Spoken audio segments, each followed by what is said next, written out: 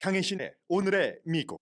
다우지수가 사상 처음 4만대를 돌파했습니다. 인플레이션 상승폭이 줄어든 데이터 이후 이자율 인하에 대한 기대감 때문입니다. 대통령 후보 토론 일정이 확정되고 하루 만에 바이든 측은 CBS가 제안한 부통령 후보 토론을 받아들였습니다. 대통령 후보 토론은 로버트 케네디 주니어가 변수입니다.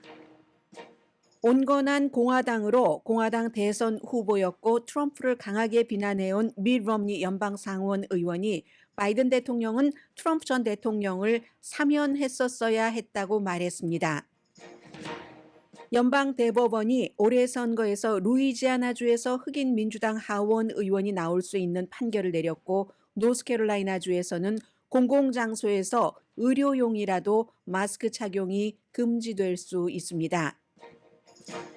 남가주 주택 사정은 팔려고 내놓은 리스트가 늘어나면서 나아지고 있다고 로스앤젤레스 타임즈가 보도했습니다.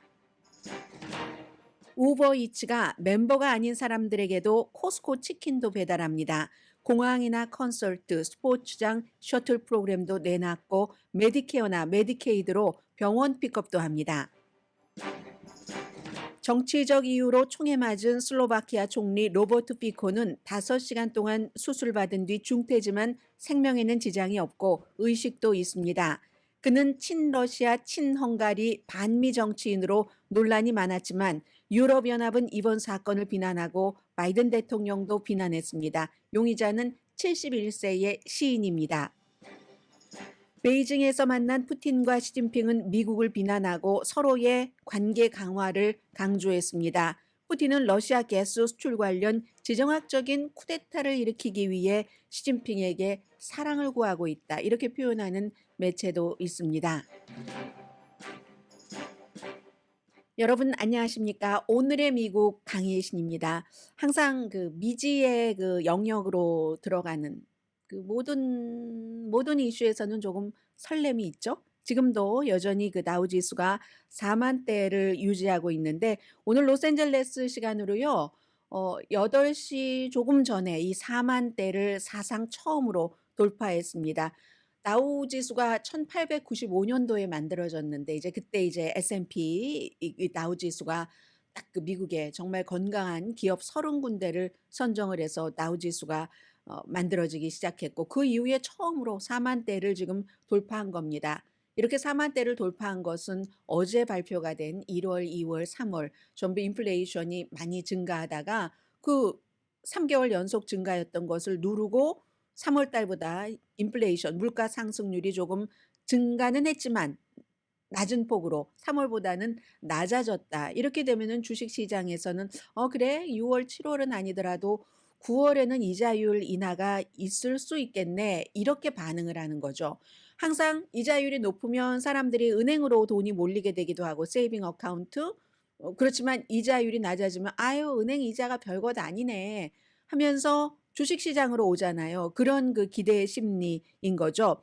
올해 초부터 지금까지 뭐 이자율 인하를 기다리면서 다우지수 같은 경우 6%가 올랐고 어제 이미 이 인플레이션 상승폭이 조금 줄어들었다. 한 달 전에 비해서 1년 전에 비해서도 그런 것이 발표되고 나서 3대 지수 전부 뭐 기록을 경신했거든요. S&P 500, 나스닥, 다우 전부. 그리고는 이제 오늘 아침에 드디어 이제 4만대를 내려간 겁니다.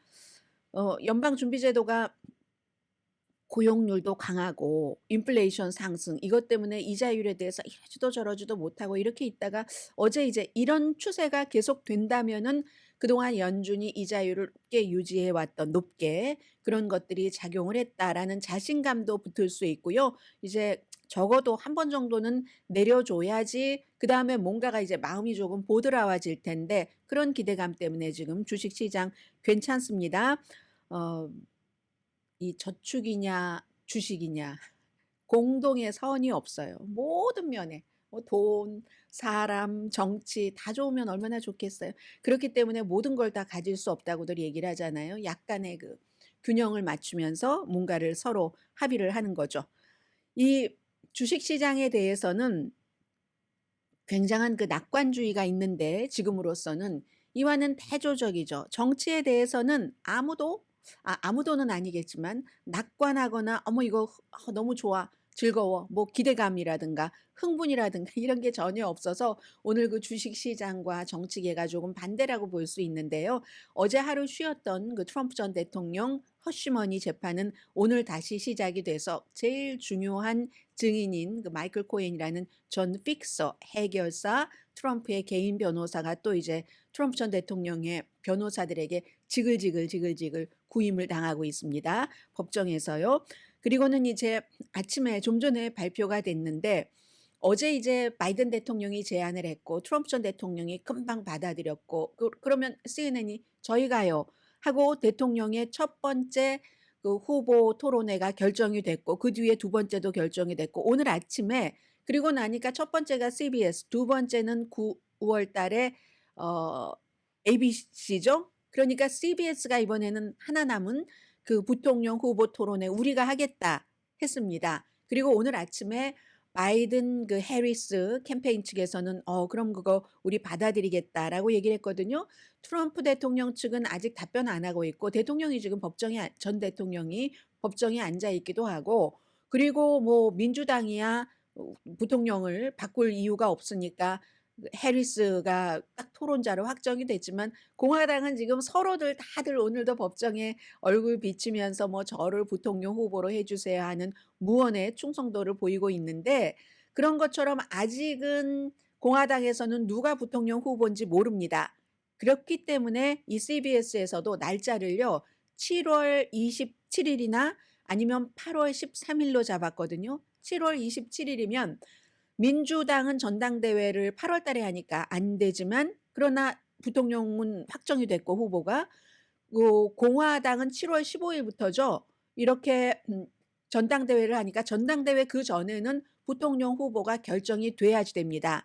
그래서 7월 중순에 전당대회가 끝나고 부통령 후보가 확정이 될 테니까 7월 27일이나 8월 13일로 지금 잡은 거고요.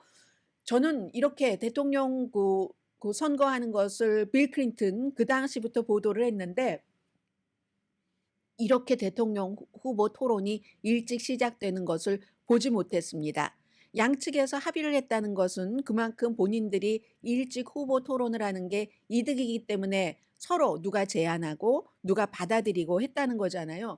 지금 바이든 대통령은 기금 모금이 4년 전보다 더 많이 모였습니다. 아무리 나이가 너무 많다, 뭐 이상해 이런 얘기가 있어도 민주당에서는 바이든 대통령을 확고하게 단합해서 그를 중심으로 밀고 있는 겁니다.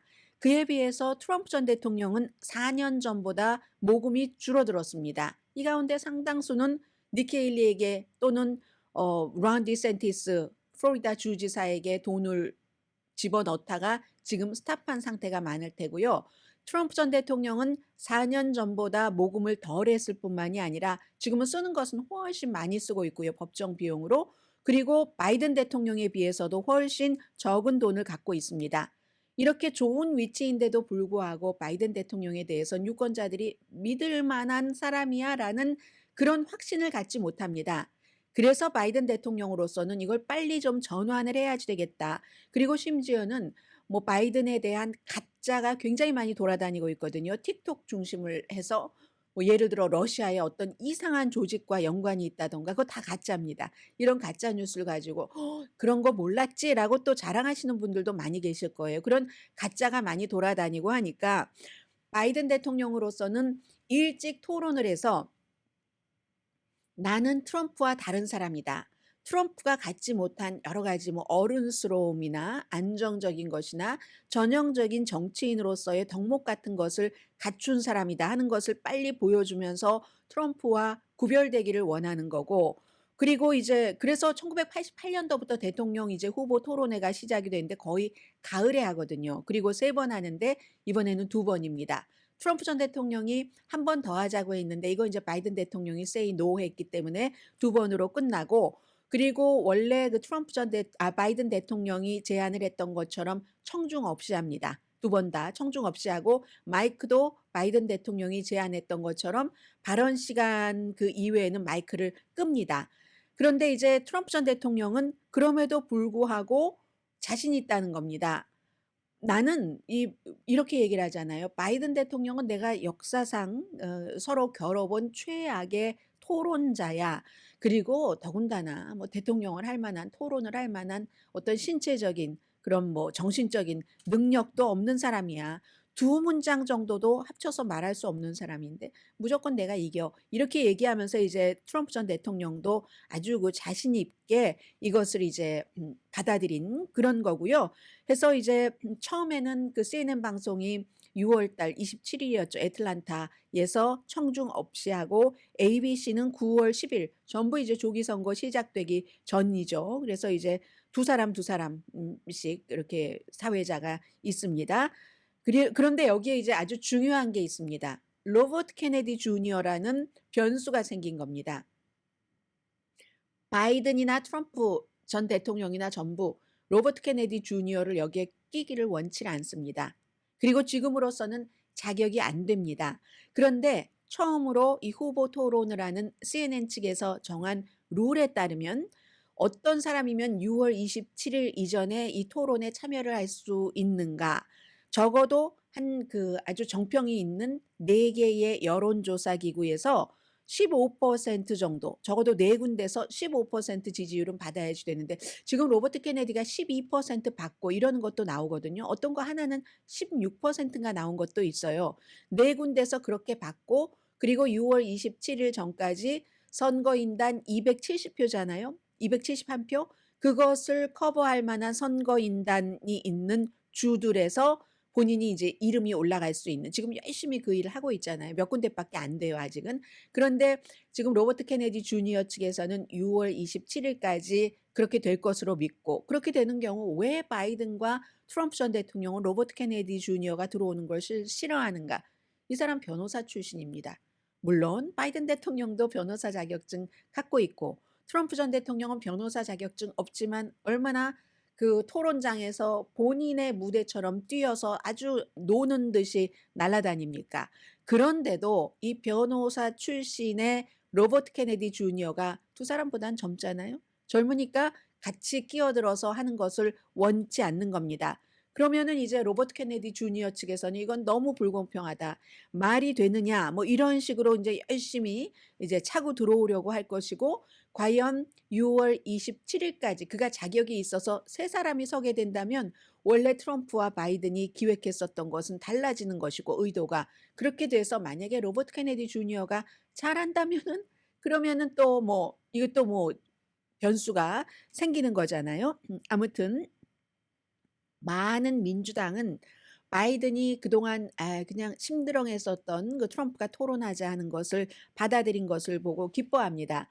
어제 그 버니 샌더스 그 민주당은 아니지만 무소속인 상원 의원이 하는 말이 바이든이 지금 신과 대결하는 게 아니다.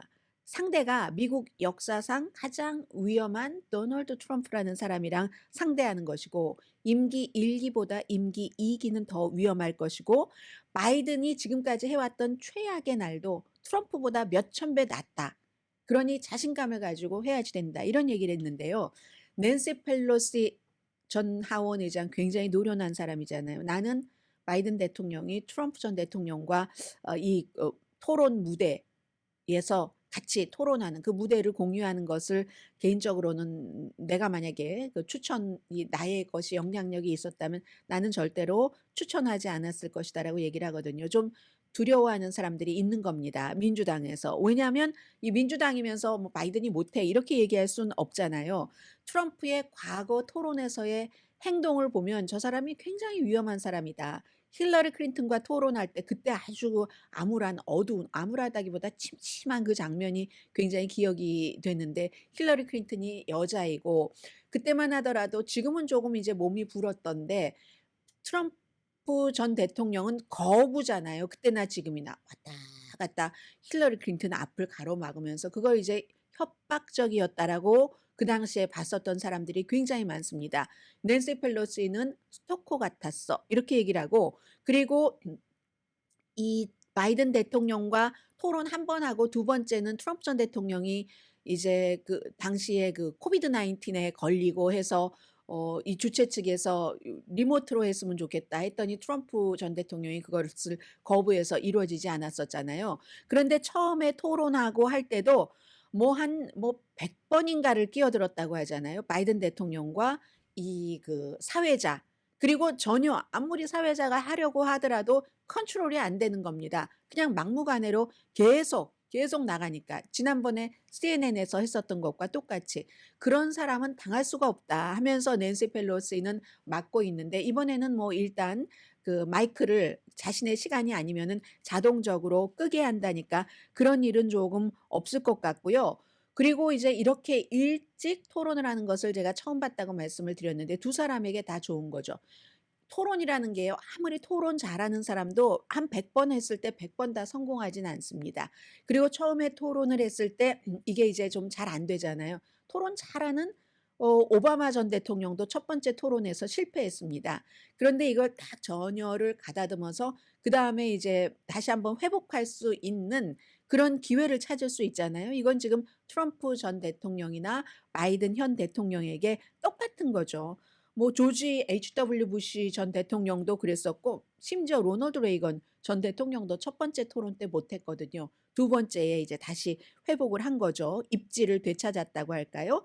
그래서 이제 이렇게 일찍 하는 거고, 그리고 미국 사람들은 보통은 이 대통령 선거에 대한 관심이 가을 전에는 없습니다. 올해 같은 경우는 워낙에 유니크한 이 트럼프 전 대통령과 또 나이가 너무 많다는 점에서도 유니크하고 인기가 없다는 것에서도 특별한 이런 두 사람이 붙기 때문에 이게 그나마 이 정도의 관심이 있는 거지, 가을 전까지는 관심이 없으니까 그때까지는 토론을 하지 않는 건데, 지금은 이제 이것을 이런저런 이유로 우리 미리 하고 서로 구분하고 그리고 서로 실수가 있으면 만회하고 하자고 이제 일찍 6월 달에 토론을 하는 거고요.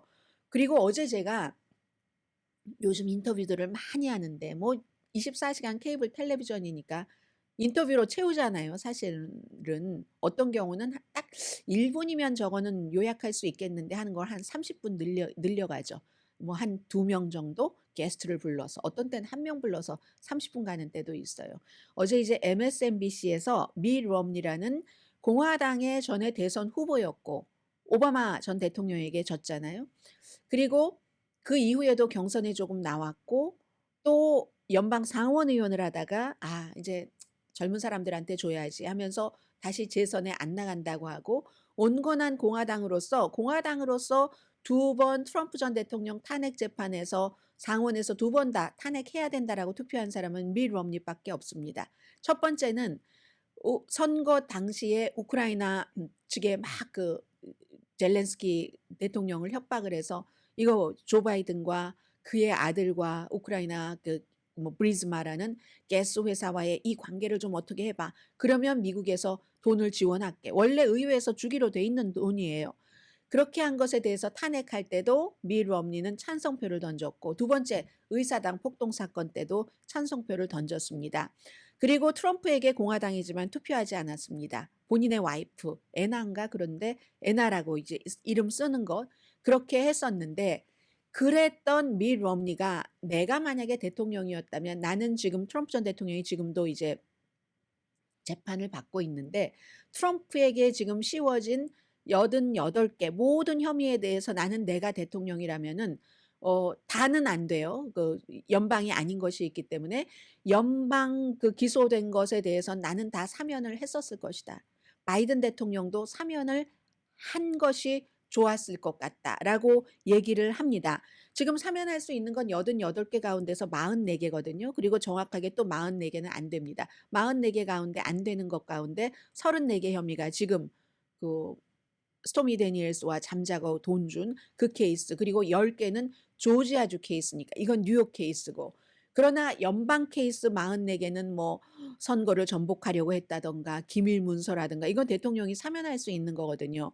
그것을 왜 하라고 하는가 하는 것은 어 트럼프가 뭐라고 하나요? 트럼프를 리틀 가이로 대고 이 바이든 대통령이 빅 가이로서 내가 더 크고 이런 사람이니까 뭐 이 정도는 뭐 스톰이 무슨 뭐 연방에 관련된 그런 것들은 그냥 빅가이가 용서해 준다 하는 모습을 충분히 보일 수 있다는 것 하면서 밋 롬니의 그 주장은 미국 사람들은 트럼프 전 대통령이 포르노 배우와 잠을 자고 부적절한 행위를 했다고 생각한다. 나도 내 아이들과 나의 그 손주들에게 그런 대통령으로 삼게 하고 싶지는 않다. 그리고 기밀 서류 같은 것도 대통령에서 물러나고 나서 부적절하게 다룬 것도 미국 사람들 다 알고 부정선거였다고 거짓말 치는 것도 안다. 그런데 일단 알면서도 여론이 바뀌질 않지 않느냐라고 얘기를 합니다. 여론이 그렇게 해서라도 바뀌지 않는다면은 그러면 바이든이 나도 바이든을 좋아하는데 그리고 81세라 나이가 많다고 하지만 충분히 능력이 유능하다고 생각을 한다 대통령으로. 그런데 어차피 여론이 바뀌지 않을 거면 그냥 내가 큰 어른이다 하는 것을 보여주는 게 훨씬 나았을 것이다. 빅가이가 리틀 가이를 용서하는 것처럼.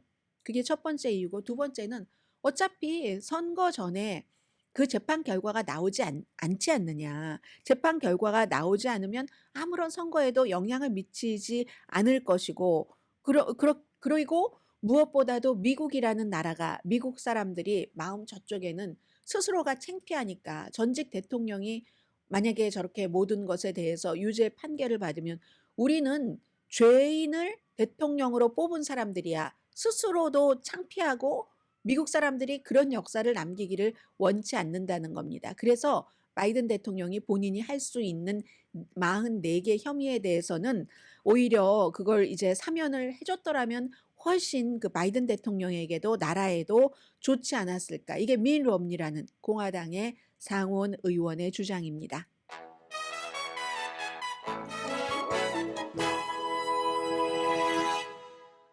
잠시 뒤에요. 미국의 오늘 주요 뉴스의 그 탑뉴스 일면의 탑뉴스들을 전해드리고 그리고 이제 그 가운데 또 딱 꼬집어서 요건 좀 전해드리고 싶다 하는 것 보도해드립니다. 라디오 서울 방송 오늘의 미국 듣고 계십니다. 네, 오늘 미국의 모든 매체 다우지수 4만대에서 조금 내려갔네요. 39,996.18 이 정도로 내려갔고요. 오늘 이제 모든 그 미국의 주요 신문의 일면을 조금 간추려 드리자면은요. 어디부터 볼까요? 월스트리트저널. 네, 뭐 이왕 다우지수를 말씀드린 김에 월스트리트저널부터 보겠습니다. 월스트리트저널이 일면에 오늘은 사진을 아래로 내리고요. 인플레이션이 좀 잦아들고 그러자 이제 주식 시장이 완전히 그 히트 하이를 쳤다. 3대 지수가 다 쳤으니까 당연히 이제 월스트리트저널로서 그런 보도를 일면 맨 위에 냈죠. 올해 이자율 내리기는 한다. 뭐 이런 희망에 따라서 그랬고요. 그리고 이제 USA 투데이를 보면은 USA 투데이도 역시 그 마찬가지로 이것은 결국은 이제 그 미국 건축업자에게 좋다. 이자율을 그렇게까지 해서 내리게 된다면 비용이 많이 들어서 그동안 그 건축을 많이 짓지 못했고 그로 인해서 집값도 내려가지 못했으니까 미 전국에 대해서 전반적으로 좋다. 이렇게 보도를 했거든요. 그런데 똑같은 것인데 이제 그 LA 타임즈를 보면 약간 이제 조금 다르거든요. 오늘 로스앤젤레스 타임즈는 이쪽 왼편에는 뭐 버클리 캠퍼스에서 학생들이 학교와 합의를 해서 뭐 야영지를 해산했다. 뭐 이런 것도 냈는데 오른편에 보면은 그 집 마켓이 굉장히 그 공급이 좋아지고 있다. 남가주는 이런 상황이 굉장히 다른 겁니다. 지역에 따라서. 그래서 로스앤젤레스 타임즈는 탑뉴스가 남가주의 주택 시장이 좋아지고 있다 하는 건데 이 내용은 제가 한 세 번째에 경제 뉴스 그때에 이제 그 같이 그 보도를 해드리겠습니다. 그리고 애틀란타 그 저널 컨스티튜션을 보면은 애틀란타 지역이 최근에 해프밀리언이라고 하죠. 해프밀리언 이상의 인구, 해프밀리언 이상으로 이제 뭐 인구 성장 같은 거 정말 그 정도로 많이 이제 사람들이 외부에서 들어오는 거예요. 그래서 2022년부터 2023년 사이에 인구 증가가 미국에서 6번째로 많은 지역이라고 얘기를 합니다. 그러면서도 대도시에서는 물가 상승률이 가장 낮은 지역에 속한다. 그러니까 요즘 한인분들이 애틀란타 지역으로 많이 가고 계시잖아요. 또 계절도 무슨 봄, 여름, 가을, 겨울도 다 있고 렌트비와 전반적으로 이 식품 가격이 굉장히 그 애틀란타가 다른 지역보다 싸고 뭐 이런 내용들을 애틀란타 그 저널 컨스티튜션은 맨 위에다가 썼고요. 그리고 이제 공통적으로 이렇게 보면은 워싱턴 포스트를 포함을 해서 거의 모든 매체가 앞서 제가 여러분들께 말씀을 드렸던 이제 그 바이든 대통령과 트럼프 전 대통령이 두 번의 그 토론을 하기로 했다는 것은 지금 이제 공통적인 그런 그 뉴스들이거든요. 애틀란타 저널 컨스티튜션도 제가 좀 전에 말씀드린 인구가 증가하면서도 물가 상승률은 애틀란타가 괜찮다. 이것 위에 두 사람의 토론을 놨고 뭐 뉴욕 타임스도 마찬가지고 그럽니다. 그런데요. 또그 워싱턴 포스트의 하나의 탑 뉴스는 다른 지역과 조금 다르거든요. 역시 이건 워싱턴 포스트가 정치에 굉장히 민감한 신문이다 하는 것을 보여주는 겁니다. 오늘 워싱턴 포스트의 탑 뉴스가 연방 대법원의 판결인데 이 판결은 며칠 전부터 많은 사람들이 주목을 하고 있었는데 연방 대법원이 루이지아나주의 그런 그 선거구 재조정에 대해서 한마디로 뭐 모든 분들이 다 루이지아나주에 살고 계시지는 않으니까 개략적으로만 말씀을 드리겠습니다. 루이지아나주가 하원 의원이 연방 하원 의원이 6명입니다. 인구가 그러니까 그 정도인 거예요. 캘리포니아는 뭐 쉬운 몇 명이잖아요. 인구가 제일 많으니까. 그래서 6명인데 그런데 루이지아나주는요. 흑인 인구가 뭐 전체적으로는 10%안 되는데 루이지아나주는 31.4%나 되거든요. 그러면 6명 가운데서 31.4%가 되면은 2명은 돼야지 그게 맞는 거잖아요. 왜냐하면 하원 의원은 인구 비대로 하고 아니면 상원 의원은 큰 주던 작은 주던 인구가 많건 적건 다 2명씩 돼 있으니까. 그런데 지금까지 한 곳밖에 안 되는 거거든요. 30%가 아니라 15%만 갖게 된 겁니다. 이것을 왜 그랬느냐? 지역구 그 어떤 선거 맵은 항상 로스앤젤레스 로컬이나 아니면 전국적이나 공화당이 이걸 잘 조정을 합니다. 공화당이 이 게리맨더링을 굉장히 흑인 유권자들에게 불합리하게 손해가 나게 했기 때문에 그렇다 해서 이 하급 법원부터 쭉쭉쭉쭉 올라왔는데 제일 최고 법원인 연방 대법원에서 올해 선거에서는 그렇게 지역구를 그렇게 하라고 이제 판결을 내린 거예요. 그래서 결국은 그렇게 하라고 하는 게 흑인 민주당에서 흑인이 지지를 하는 민주당 하원 의원이 한 명이 더 나올 수 있도록 그러면 이제 민주당이 하원 의석에서는 이제 한 석을 더 갖게 되는 거잖아요. 그리고 루이지아나 주민으로서는 어머 이 정도 되면은 공평하다. 그런데 이게 영원히 그러라는 게 아니라요. 여러 가지 사연에 따라서 올해 선거에는 그렇게 해라 하는 게 이제 루이지아나주인데 당연히 뭐 루이지아나주에서 발행되는 신문들은 이 내용을 탑으로 달았고 루이지아나와 상관이 없는 워싱턴 포스트도 정치 전문 신문이기 때문에 이 내용을 탑 뉴스로 다뤘다. 이런 것 말씀드리고요.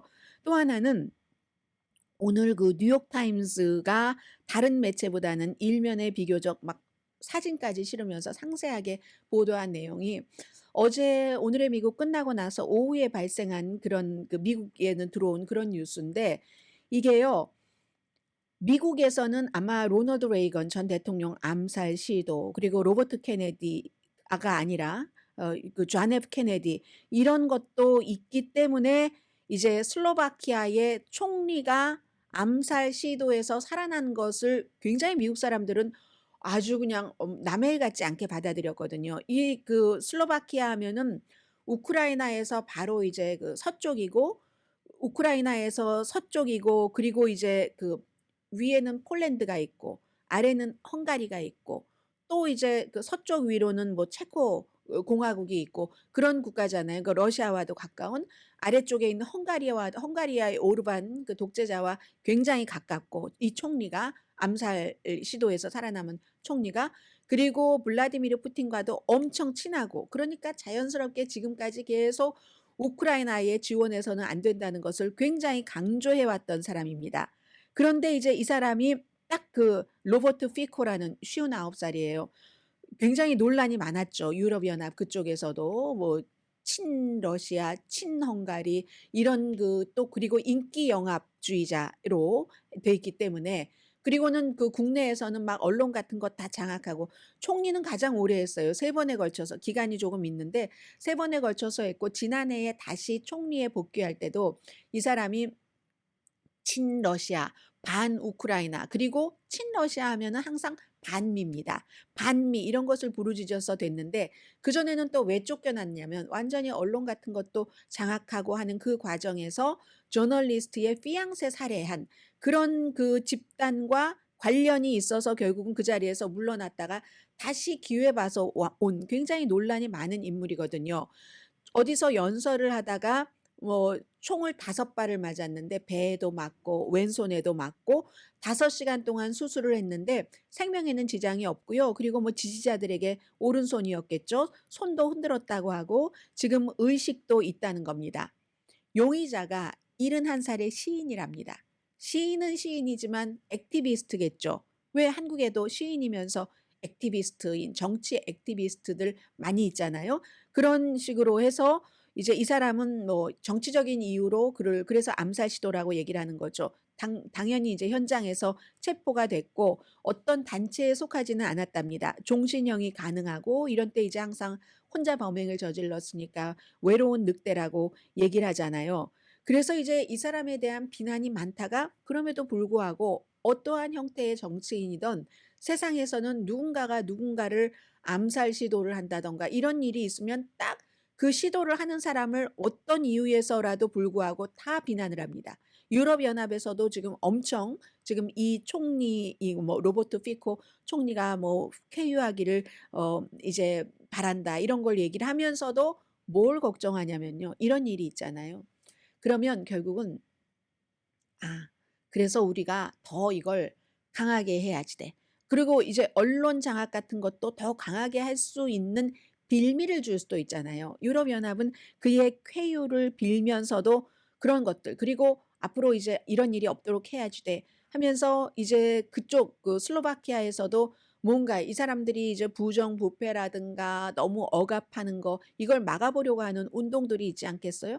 그런 운동들을 막을 수 있는 역작용이 날 수도 있다는 거죠. 그런 면이 또 하나 있고 또 하나는 바이든 대통령도 반미를 하는데 뭐가 그렇게 예쁘겠습니까?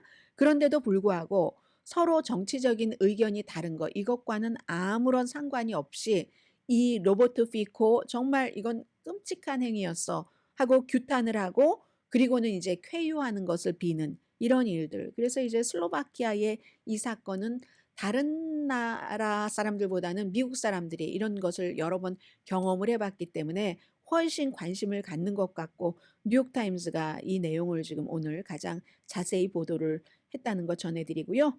그리고 이제 잠시 뒤에 남가주의 주택시장과 우버의 변천사라고 하나요? 아니면 변천이라기보다 이건 뭐죠?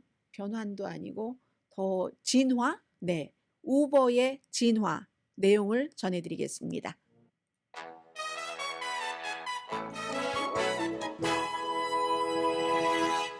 라디오 서울 방송 오늘의 미국 듣고 계십니다. 네. 뭐 다우 지수가 4만 아랫대로 내려가긴 했지만 지금 뭐 다우뿐만이 아니라 S&P 500나 또 나스닥 3대 지수 다 어제보다는 조금씩 올라가고 있습니다.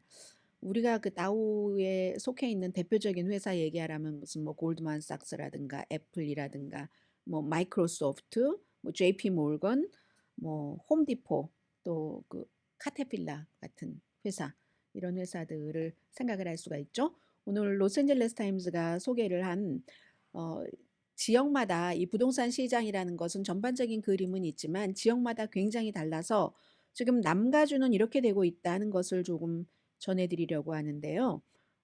남가주는 우선 옵션이 나아진다 하는 얘기입니다. 지난해는 너무 부족했잖아요. 이건 이제 전반적으로 전국적으로 다 짓지 못하니까 집을 이자율이 너무 비싸서 그리고 또 이자율이 비싸니까 집 소유주도 나 어디 갈 수가 없으니까 지금은 낮은 이자율로 뭐 모기지 페이먼트를 하고 있거나 아니면 다 내셨던 분이라도 그랬는데 지금요 샌프란도, 산타클라리타, 엔트로펠리 다 나아지고 있고 4월 달에 리스트가 지난해에 비해서 늘어났답니다. 그리고 로스앤젤레스, 리버사이드, 샌버나디노, 벤츄라 카운티 2023년 이후에 처음으로 긍정적인 사인.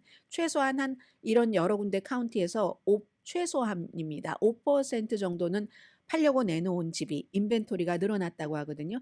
유일하게 인벤토리가 줄어든 곳은 오렌지랍니다. 샌디에고도 인벤토리가 늘어났고요. 샌디에고 카운티는 2달 연속 지금 인벤토리가 늘어나서 1년 전보다 18%나 많은데요. 그럼 최소 5% 많은 데보다는 많은 거네요. 아직까지도 사람들이 이제 집을 살 수 있는 능력 같은 것은 조금 부족하지만 이렇게 어쨌든 인벤토리도 늘어나고 하는 것은 여러 가지 이유가 있지 않겠어요? 사람들이 이제 뉴 노멀로 받아들인답니다. 이자율 한 6%에서 7% 정도? 4%, 5%가 아니라 6%, 7%는 뉴 노멀로 받아들이고 그럴 수밖에 없는 게 집을 모든 사람들이 다 투자용으로 사는 게 아니잖아요. 집은 살아야지 되는 곳이잖아요. 결혼을 한다, 아이가 태어났다, 아니면 결혼하는 게 아니라 결혼과 반대 이혼. 이때도 이제 집 조정이 필요한 거죠. 낮은 이자율이라면 좋지만 그렇지 않고는 어쨌든 조정이 필요한 사람들도 있고 그전에는 뭐 너무 이자율 때문에도 그래 이혼하면서도 한동안 같이 살지 했다가 이제는 그런 높은 이자율이 오래 지속되니까 뉴 노멀이 되면서 사람들이 어느 정도는 이제 받아들인다는 그런 얘기입니다. 그리고 경제가 또 괜찮다고 하니까 모든 사람들에게 다 해당되는 건 아니지만 얼마 전에 말씀드린 것처럼 뭐 세 집 가운데 한 집이 캐시로 산다 하는 그런 데이터가 있었잖아요. 레드핀에서. 그처럼 남가주는 헐리우드에서 돈 많이 버는 사람들, 또 화이트 칼러 잡을 갖고 있는 사람들, 그런 사람들은 캐시로 살 수 있으니까. 그래서 로스앤젤레스 카운티의 4월 달에 평균 주택값이 89만 달러, 89만 뭐 $500 뭐 이 정도 된다고 하거든요. 거의 90만 달러라는 거예요. 90만 달러도 싼 거죠. 3월 달보다 1.4% 올라가긴 했는데 그래서 집값이 아직 많이 내려가진 않았는데 앞으로는 이제 이자율도 조금 내려가고 인벤토리도 늘어가고 하면은 이건 반반인 것 같아요. 집값 내려갈 것이다라고 보는 사람도 있고 그래도 집값은 크게 내려가진 않을 거야라고 보는 사람들도 굉장히 많은 것 같고요. 그리하여 진로의 수석 이코노미스트인 니콜 뒤에 라스트 네임은 잘 못 읽겠어요. 읽다간 틀릴 것 같아요. 그리고 이제 더 많은 주택을 짓게 될 때 이제 이 같은 균형이라든가 이게 깨지면서 많은 것들이 바로잡혀 결국은 항상 수요와 공급이라니까는요. 당연히 이제 아파트먼트 대규모로 짓고 이런 지역의 집값이 렌트비도 싸고 집값도 좀 싸지게 되겠죠.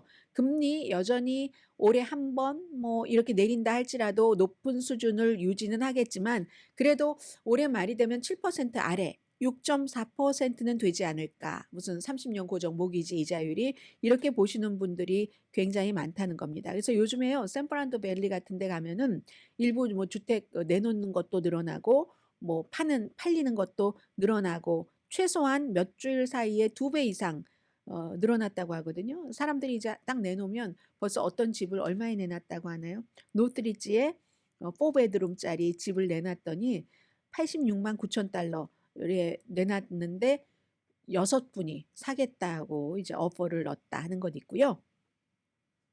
우버 하면은 우리가 공유 자동차 업계의 대부 이렇게 표현들을 하잖아요. 점점 이제 세부적으로 가는데 뭐 코스코 배달도 하고 이름으로 말씀드리겠습니다. 새로운 메뉴가 많아요. 우버에.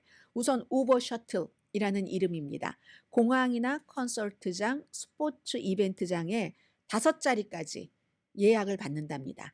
그리고 우버 엑스쉐어는 미리 이제 공유 차량 예약하면은 우버 뭐 일반 것에 비해서 우버 X에 비해서 25%를 절약할 수 있고요. 우버 X 쉐어입니다. 다른 사람과 혼자 가는 게 아니라 같이 갈 때. 이거는 보통 이제 그 뉴욕이라든가 로스앤젤레스 통근자를 대상으로 하는 프로그램이죠. 시카고.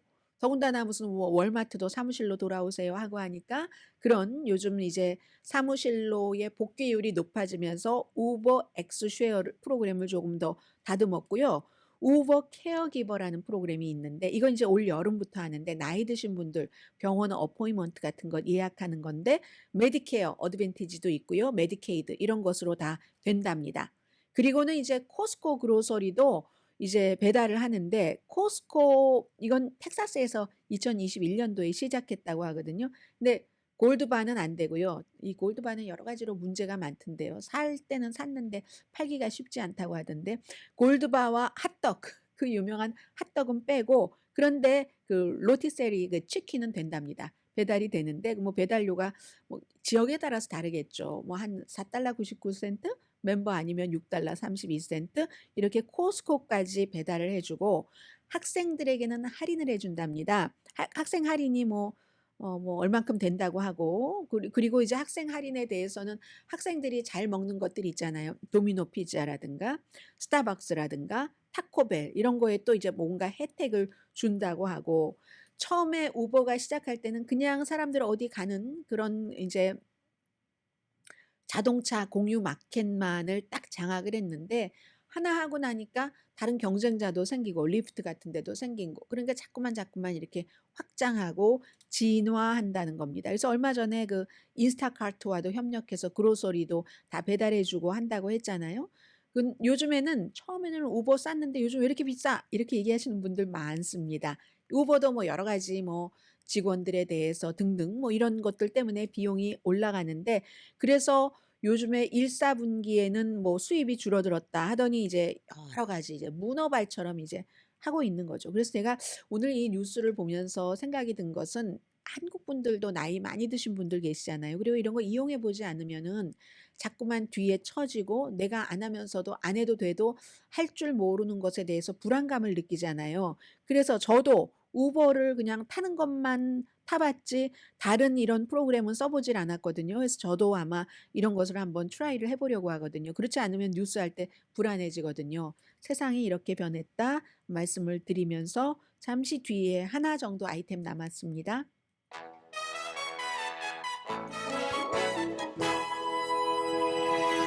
네, 라디오 서울 방송 맞습니다. 오늘의 미국 듣고 계시고요. 지금 심핑 중국 국가주석과 블라디미르 푸틴 러시아 대통령의 미팅은 이제 거의 이제 그 마무리하는 그런 단계인데 이 두 사람이요. 그 시진핑 중국 국가주석이 어제 그 40번도 넘게 만났습니다 하는데 NPR 방송 보도를 들어보면은 43번 만났대요. 두 나라 지도자가 43번이나 만났다는 건 대단한 것 아니겠습니까? 그리고 1년도 안 돼서 푸틴이 이제 다시 5선 그 임기를 시작하면서 중국을 방문해서 지금 더 아쉬운 것은 푸틴인 것은 맞죠. 전략적인 파트너십 계속 강조를 하면서 어제 제가 잘못 말씀드린 게 있습니다. 착각을 했어요. 시진핑이 70세, 한 살 아래입니다. 푸틴이 71세. 시진핑이 형 같아 보이지 않나요? 근데 제가 어제 왜 그걸 착각했냐면 중화인민공화국 1949년도잖아요. 그게 이제 75주년이기 때문에 이제 그것으로 착각을 해서 제가 시진핑 나이를 75세라고 잘못 말씀드렸다는 것을 정정을 하고요. 이 두 사람이 어제 기자회견 하는 거 들어보니까 뭐 공정, 정의, 민주적인 세계 질서 이렇게 말하는데 조금 머쓱했습니다. 공정, 정의, 민주적인 세계 질서하고는 거리가 좀 멀지 않나요? 두 사람이 가장 권위주의자고 독재주의자적인 성격이 강한 사람인데 그리고 이제 굉장히 그 러시아와 중국이 아주 특별한 국가들이기 때문에 우리가 뭐 이걸 했습니다 하고 분명하게 밝히지도 않았어요. 그리고 분명하게 밝힐 만한 뭐 확 낚아챌 만한 그런 것도 없었겠지만 그냥 좀 불분명하게 얘기를 하면서 빅캣 그 러시아와 그 중국 그 사이에 그 땅 그 사이에 있는 빅캣을 빅 큰 고양이요. 그걸 이제 보호하는 보호구역을 정한다. 두 나라 정상이 만나서 한 게. 그리고 뭐 예루살렘 아티초크를 수출한다. 뭐 이런 것이거든요. 그리고 이제 아주 뭉뚱그려서 기간 산업, 미디어 산업에서 협력을 한다. 그러니까 뭘 받아서 분명하게 거대한 걸 하기 위해서라기보다 우리가 이렇게 친해야만 돼. 이런 걸 이제 보여주기 위한 것이 더 강하다는 것을 알 수가 있고 미국의 행동을 엄청 비난했습니다. 미국이 동북아시아에서 패권을 쥐려고 시도를 하고 또 하나 북한에 대해서도 군사 위협을 한다. 이런 이제 성명에 이 같은 비난이 지금 들어가 있거든요. 그리고 푸틴은 그 Power of Siberia 2 파이프라인이라고 해서 천연가스를 중국으로 이렇게 연결할 수 있는 이걸 좀 하고 싶어 하는데 아직은 시진핑이 별로 그거는 이제 달가워하지 않는다. 이런 것. 아무튼 우리는 굉장히 가깝습니다. 이런 것을 강조하는 미팅이었습니다. 제가 두 가지인데 하나만 말씀드릴까요? 밤 메넨데스 연방 상원의원도 이제 부정부패 뇌물수수 혐의로 재판받고 있잖아요. 아니 이럴 수가. 그렇게 사이가 좋아 보이던 남편과 어린 와이프였는데 이 남편의 변호사가 이 와이프를 비난을 한답니다. 이 남편은 메넨데스는 몰랐다. 와이프가 다 남편 모르게 한 일이다. 아, 서글퍼요. 강희신이었습니다.